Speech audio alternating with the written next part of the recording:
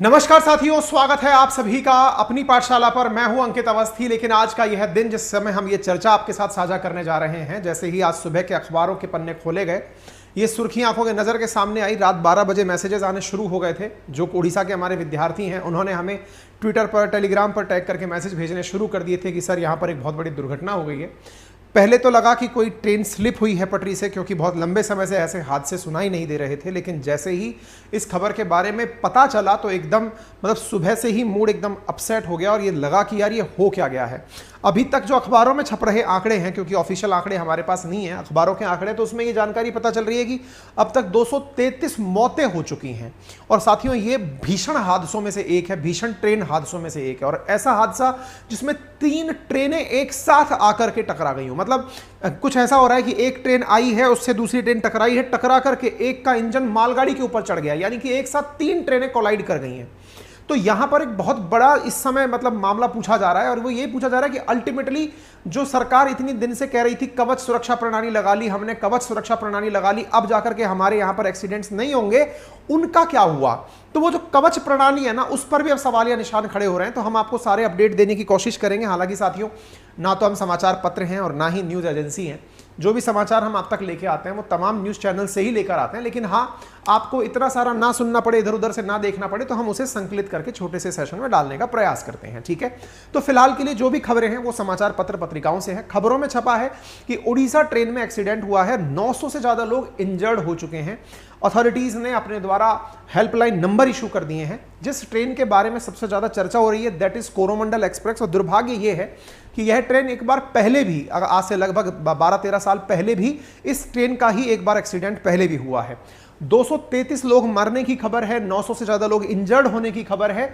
2 passengers, और हुआ क्यों? क्योंकि ट्रेन डिरेल हुई थी। और ऑब्वियस बात है, टकराने के बाद ट्रेनें डिरेल होती हैं। तस्वीरें आई, बहुत भयानक आई। लेकिन हम सभी, हमारे देश के जितने भी नागरिक इस पूरी घटना से आहत हुए हैं, क्योंकि बहुत सारे लोगों ने जान गंवाई है। लेकिन जान गंवाने के साथ साथ बहुत सारे परिवार, जिनसे परिवार कनेक्टेड हैं, उन पर जो बीतता है वो दर्द केवल हम सहानुभूति दिखाकर और अपनी तरफ से दिवंगत आत्माओं को श्रद्धांजलि देकर ही समर्पित कर सकते हैं। तो हम अपनी तरफ से, अपनी पाठशाला परिवार, अंकित इंस्पायर इंडिया की तरफ से सभी दिवंगत आत्माओं को श्रद्धासुमन, श्रद्धांजलि अर्पित करते हैं। मेरे प्यारे साथियों, वर्तमान में ट्रेन एक्सीडेंट ट्रेंड कर रहा है।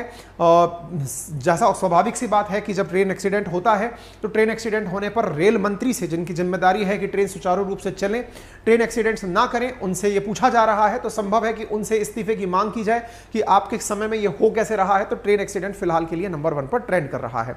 तस्वीरें काफी भयानक हो सकती हैं, इसलिए हमने ब्लर कर दी हैं, आपको नहीं दिखाई हैं। लेकिन हाँ, आप इस हादसे की तस्वीर को ऐसे जरूर देख सकते हैं, जिसमें आप देख रहे हैं कि ट्रेनें कितने ऐसे लग रहा है जैसे अपन बचपन में माचिस के डब्बों की ट्रेन बना के चलाते थे, और वो ट्रेनें एक दूसरे के डब्बे, एक दूसरे माचिस के डब्बे एक दूसरे के ऊपर चल जाते थे, है ना। तो ये कुछ वैसी स्थिति दिख रही है। ऐसा लग रहा है कि माचिस के से डब्बे लग रहे हैं, ट्रेन के जहां तहां बोगियां बिखरी पड़ी हैं। सुनने में जो 233 नंबर आ रहा है, ये केवल एक नंबर लग रहा है, लेकिन कितनी दूर तक ऐसा हुआ होगा, कितने ही लोग ऐसे होंगे जिनके बारे में अभी तक प्रशासन को कोई जानकारी नहीं होगी। ये नंबर बढ़ भी सकता है, मुझे ऐसा पर्सनली लगता है, क्योंकि ये घटना कल शाम 7 बजे की है। आप तस्वीरों से देख सकते हैं, अंधेरे में यह घटना हुई है। जिस जगह यह घटना हुई है उस तरफ किसी भी प्रकार की रोशनी की व्यवस्था नहीं है। तो रात के समय का यह दृश्य है और यह सुबह के समय का दृश्य है, आप इससे अंदाजा लगा सकते हैं।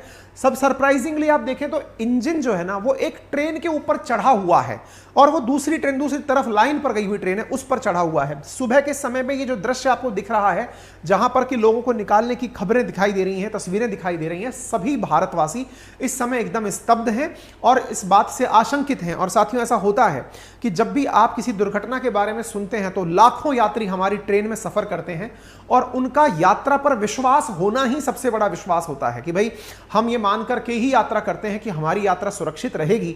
लेकिन इस तरह के जो दृश्य होते हैं, ये दृश्य बहुत ही उद्विग्न कर देते हैं, बहुत सारे लोगों को चिंतित, भयावित कर देते हैं कि हमारा क्या होगा, क्या हम सेफ हैं, तमाम बातें हैं। ठीक है, इसी साथ साथ आप यहां पर खबर में अगर देखें कौन सी ट्रेन थी, कहां से आ रही थी, तो कहा जा रहा है साथियों, मैप पर अगर मैं दिखाऊं ना एक बार के लिए, आप मैप को देखने का प्रयास कर लें, फिर यह आपको समझने में आसान होगा। असल में भारत के पूर्ववर्ती भारतीय क्षेत्र में दो राज्यों को आप यहां पर देखें, वो कौन से हैं। एक राज्य यहां पर है उड़ीसा और एक राज्य है यहां पर वेस्ट बंगाल। असल में साथियों यहां दो ट्रेनें की जिक्र हो रहा है, एक हावड़ा एक्सप्रेस का हो रहा है, एक कोरोमंडल का हो रहा है। हावड़ा से निकलने वाली कोई चेन्नई हावड़ा एक्सप्रेस है और एक कोरोमंडल एक्सप्रेस है। इनमें से हुआ क्या है कि एक ट्रेन तो कर्नाटक से आ रही है हावड़ा के लिए, और एक ट्रेन जो है वो हावड़ा से इधर की तरफ जा रही है, नीचे की तरफ, कोरोमंडल की तरफ। ये दोनों ट्रेनें आमने सामने, हालांकि 3 घंटे का सामान्यतः दोनों में डिफरेंस रहता है क्रॉसिंग में, लेकिन फिर भी एक ट्रेन के लेट होने से वो होती है ना, समय जब खराब होता है तो कुछ इस तरह की नियति ले जाती है इस तरह से। तो यहां पर बालासर के नजदीक एक जगह है जिसका नाम है बाहनगा नामक रेलवे स्टेशन पर यह हादसा हुआ है। हादसा कैसे हुआ, क्यों हुआ, इसके बारे में तमाम सवाल किए जा रहे हैं। जैसे कि मतलब एक एनिमेशन हमें मिला जिसमें यह दिख रहा है कि किस प्रकार से यहां पर ट्रेनें चली थी और ट्रेनें जाकर के आप यहां पर देख सकते हैं, मतलब इस तरह से एक दूसरे के साथ आमने सामने टकराई हैं। यह बालासर उड़ीसा के अंदर का दृश्य बताया जा रहा है, और जो खड़ी हुई ट्रेन थी या मतलब रुकी हुई ट्रेन थी उससे दूसरी ट्रेन टकराई है। तो बड़ा सवाल यह बनता है कि यार एक पटरी पे अल्टीमेटली दो ट्रेन आ कैसे गई, एक ट्रेन ये आ रही, एक ट्रेन ये रही, एक पटरी पे दो ट्रेन आ कैसे गई। तो इसके पीछे का सबसे बड़ा कारण जो होता है ना, मतलब जो मेजर कारण होता है वो तकनीकी खराबी ही होता है। और तकनीकी खराबी कैसे, तो आपको यह जरूर पता होना चाहिए कि ट्रेनें चलती कैसे हैं। ट्रेनें चलती कैसे हैं, बोले इंजन से चलती है, पटरी पे चलती हैं, ऐसा नहीं। असल में ट्रेनें चलती कैसे का मतलब हुआ कि ये कैसे डिसाइड होता है कि इस पटरी से तो ट्रेन आएगी और इस पटरी से ट्रेन जाएगी, ये डिसीजन कैसे लिया जाता है। तो इसके बारे में कहा गया है कि असल में जो रेलवे स्टेशन होता है ना, वहां पर एक कंट्रोल रूम होता है, स्टेशन अधीक्षक जिसको मैनेज कर रहे होते हैं, वो असल में ये देख रहे होते हैं कि कौन सी पटरी खाली है। तो उनके एक बड़े से डिस्प्ले के ऊपर, रेल की पटरियों के ऊपर रेड मार्क और ग्रीन मार्क करके ब्लिंक करती हुई लाइट्स लगी हुई होती हैं। जहां रेड मार्क लगा हुआ ब्लिंक चल रहा है, इसका मतलब इस पटरी से होकर ट्रेन जा रही है, और जहां ग्रीन लगा हुआ है इसका मतलब है कि वहां पर पटरी खाली है। इस प्रकार से स्टेशन वाले वहीं पर बैठे बैठे ट्रेन को दिशा दे देते हैं। आप और हमको, जब हम नहीं जानते ट्रेन के बारे में, तो ऐसा लगता है कि ड्राइवर ट्रेन चलाता है। वास्तविकता में ड्राइवर ट्रेन नहीं चला रहा होता है, चलाता वो स्टेशन पे बैठा हुआ स्टेशन सुपरिटेंडेंट या फिर जो भी इंचार्ज है वो चलाता है ट्रेन। आप पूछेंगे वो कैसे, असल में वही डिसाइड करता है कि ट्रेन को कौन सी पटरी पे लेना है। अपन सोचते हैं यार ट्रेन मुड़ती कैसे है, तो होता क्या है ना कि पटरियों के अंदर शिफ्टिंग होती है। शिफ्टिंग से मतलब ये ट्रेन की पटरी जो है वो दूसरी पटरी के साथ में, वहां स्टेशन अधीक्षक बैठा बैठा जब वो ऑर्डर कंट्रोल पैनल को ऑर्डर करता है, वो पटरियां ऑटोमेटिक दूसरी पटरियों के साथ मर्ज हो जाती हैं। तो वो पटरियां मूव करती हैं। पटरियों के मूव करने से जिस तरफ पटरी मूव कर गई उस तरफ गाड़ी मुड़ करके चली जाती है। कहने का मतलब समझ रहे हैं आप, कहने का मतलब यह है कि इस पूरी प्रक्रिया में पटरियों पर, किस पटरी पर कौन सी गाड़ी जाएगी, यह निर्धारण स्टेशन से होता है। तो पटरी पर जहां ग्रीन लाइन दिख रही होगी वहां पर एक ट्रेन अगर ऑलरेडी खड़ी है तो इसका मतलब ये तकनीकी खामी, और अगर ये तकनीकी खामी नहीं है तो ये मानवीय भूल है, किसी व्यक्ति के द्वारा किया गया कार्य है। चलो अब ये पूछेंगे कि सर इसका मतलब इतने सारे लोगों की जिंदगी एक स्टेशन पर बैठे हुए व्यक्ति के हाथ में होती है क्या? बिल्कुल, अभी तक तो यही है। और अगर वो आदमी गलत तरीके से ऑर्डर कर दे, केवल एक गलत बटन दबा दे, पटरियां दूसरी तरफ शिफ्ट हो जाए, तो हादसे होना निश्चित है। इससे बचने के लिए क्या हुआ? इससे बचने के लिए भारत सरकार के द्वारा कवच सुरक्षा प्रणाली विकसित की गई थी। कवच सुरक्षा प्रणाली के बारे में अश्विनी वैष्णव जी ने जून 3, 2023 को, अभी जो वीडियो चल रहा है लोग इसे उठा रहे हैं, इसको क्यों उठा रहे हैं? क्योंकि असल में अश्विनी वैष्णव जी ने आज से कुछ महीने पहले भारत के लिए एक बात की घोषणा की, और क्या कहा कि हम लोगों ने एक ऐसी तकनीकी विकसित कर ली है कि जिससे अगर एक पटरी पर, जैसे मानवीय भूल से, मैंने अभी आपको क्या बताया, ट्रेन टकराती क्यों है, मानवीय भूल हो या मानवीय भूल के साथ साथ तकनीकी खराबी हो, तो इन्होंने कहा कि अगर मान लो मानवीय भूल से या तकनीकी खराबी से भाई पटरियां एडजस्ट ही नहीं हो पाई, ट्रेन एक ही जगह पर आ गई। ये हम लोगों की सबसे बड़ी गलती, हमें लगता है ड्राइवर चलाता है, वो केवल स्पीड देता है, रोकता है, वो यही करता है। उसको दिशा देने वाला जो काम है ना वो स्टेशन से होता है। ऐसी स्थिति में अगर मानवीय भूल या तकनीकी खराबी से एक ही पटरी पर दो ट्रेन आ जाएं, जैसे देखो एक ट्रेन ये जा रही जिसमें अश्विनी वैष्णव जी खुद बैठे हुए हैं, और सामने से एक ट्रेन और आ रही है, दोनों आमने सामने आ गई, तो दोनों के आमने सामने आने पर इन्होंने बकायदा खुद बैठ करके ये डेमो दिया और लोगों में ये विश्वास पैदा किया था कि अगर ऐसी स्थितियां आ जाएंगी तो ऐसी स्थितियों में ट्रेनें स्वतः ही एक निश्चित दूरी पर रुक जाएंगी। तो अब देखो, जब आपने देखो ऑटोमेटिक ब्रेक लगने शुरू हुए, इस रक्षा प्रणाली को कवच सुरक्षा प्रणाली नाम दिया गया। अब सोचो कि इस चीज का इतना प्रचार प्रसार हुआ कि ट्रेनें एक साथ एक पटरी पर आ जाएंगी तो रुक जाएंगी, तो फिर ये रुकी क्यों नहीं? क्या आपकी कवच सुरक्षा प्रणाली, जिसको लेकर के आपने करोड़ों रुपए खर्च कर दिए, या फिर लोगों के मन में यह विश्वास पैदा कर दिया कि अब पूरी तरह रेल यात्रा सुरक्षित है, क्या वो प्रयास निष्फल था? वर्ष 2012 से शुरू हुआ कार्यक्रम, अब तक हजारों करोड़ रुपए जिस पे इन्वेस्ट हो चुके हैं, क्या वो बर्बाद हो गया? सरकार के द्वारा हर बजट में कवच के नाम पर इतना पैसा ले लिया जाता है, हो क्या रहा है? यह प्रश्न अब होने से राजनीतिक गलियारों में बड़ा चर्चा का विषय बना हुआ है कि भाई कवच काम क्यों नहीं किया। तो इसका जवाब जो निकल के आ रहा है वो क्या है? असल में कवच भारत के 34,000 किलोमीटर के लगभग की पटरियां डली हुई हैं। उन सभी पटरियों पर अभी कवच प्रणाली चालू नहीं हुई है। विशेष रूप से कवच प्रणाली को लागू करने में बड़ा इन्वेस्टमेंट आएगा। जैसे इस बजट के अंदर 133 करोड़ रुपए साउथ सेंट्रल रेलवे के लिए लिए गए। अभी जो हादसा हुआ है ये साउथ ईस्टर्न रेलवे में हुआ है। इस पूरी प्रणाली को पूरे भारतवर्ष के 34,000 किलोमीटर के अंदर लगाने के लिए अभी समय लगेगा। मतलब कि यह प्रणाली अगर होती तो आप यह जरूर कह सकते हैं कि यदि यह प्रणाली होती तो आज यह हादसा नहीं हुआ होता। रही बात इसकी कि क्या जिस जगह यह हादसा हुआ है वहां यह प्रणाली लगी हुई थी, क्या नहीं लगी हुई थी? और सबसे इंपॉर्टेंट बात यह है कि ये नहीं लगी हुई थी, इसीलिए एक विश्वास पैदा होता है कि अगर ये लगी होती तो फायदा होता। तो जो मुद्दे लोग ट्रोल करने के लिए उठा रहे हैं कि क्या कवच प्रणाली फेल मार गई है, तो आंसर है नहीं, कवच प्रणाली फेल नहीं मारी है, यहां लगी हुई नहीं थी। तो कब तक लग जाएगी? तो स्वाभाविक सी बात है, ये इंफ्रास्ट्रक्चर निर्माण का कार्य है और ये 2024 में सरकार का लक्ष्य है कि इसे कंप्लीट किया जाए, क्योंकि इसमें बड़ा इन्वेस्टमेंट आता है, किलोमीटर्स के हिसाब से करोड़ों रुपए का खर्चा आता है, तब जाकर के ये कार्य पूर्ण होता है। ठीक है ना? तो ये चीज निकल कर आई। तो ट्रेनों के बारे में कौन कौन सी ट्रेनें हैं, अब थोड़ा सा उनके बारे में जान लीजिए। 12,864 number Bengaluru Howrah superfast express है, जो 1 जून को सुबह 7:30 बजे बेंगलुरु के यशवंतपुर स्टेशन से रवाना हुई थी और 2 जून की शाम करीब 8 बजे हावड़ा पहुंचने वाली थी। लेकिन समय से ये 3.5 घंटे देर से चल रही थी। इसकी वजह से ये भद्रक उड़ीसा तक ही पहुंची थी, आगे जाकर वेस्ट बंगाल में एंट्री नहीं की थी।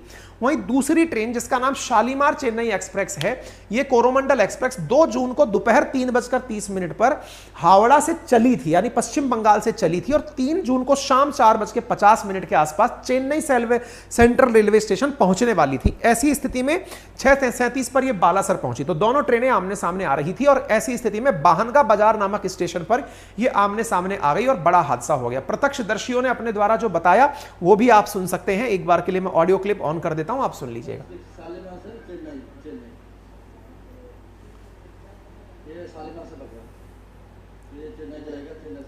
तो मतलब ये प्रत्यक्षदर्शी जिन्होंने बताया, तो डेथ टोल 233 डेथ की बात सुनने में आ रही है। 900 से ज्यादा इंजर्ड हो चुके हैं उड़ीसा ट्रेन ट्रेजेडी के अंदर। देश में जो अब तक के बड़े हादसे हुए हैं उनमें एक हादसा था 6 जून 1981 का, जिसमें 750 से ज्यादा लोगों के मरने की खबर थी, क्योंकि ट्रेन चलते हुए बागमती नदी में गिर गई थी। बिहार की घटना थी।